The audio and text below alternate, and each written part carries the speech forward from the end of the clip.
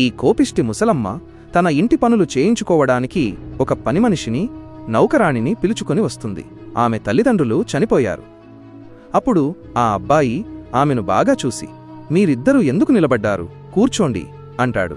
దీంతో ఆ పనిమనిషి కూడా సోఫాలో కూర్చోబోతుండగా ఆ కోపిష్టి ముసలమ్మ, అయ్యో అయ్యో, నువ్వు మాతో పాటు సోఫాలో ఎందుకు కూర్చుంటున్నావు అని అంటుంది. మా అబ్బాయి పని అంతే, అలానే మాట్లాడతాడు, నీ స్థానం అక్కడ ఉంది అని చెప్పడంతో ఆ పాపం ఆ పనిమనిషి కింద నేలపైకి వెళ్లి మౌనంగా కూర్చుంటుంది. అప్పుడా ముసలమ్మ, బేటా, ఇది ఇంటి పనులన్నీ చేయగలదు అని అంటుంది.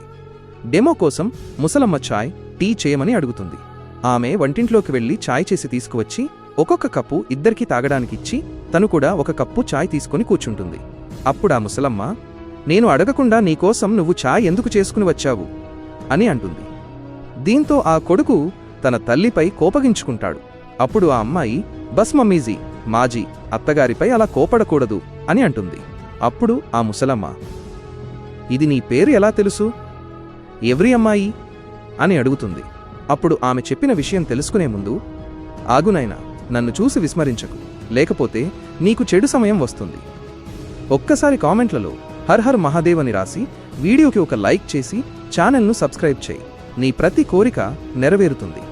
ఈ పనిమనిషి ఆ అబ్బాయికి గర్ల్ ఫ్రెండ్ ఉంటుంది. ఆమెను అప్పటి నుండి తన భార్యగా చేసుకుని ఇంట్లోనే ఉంచుకుంటాడు.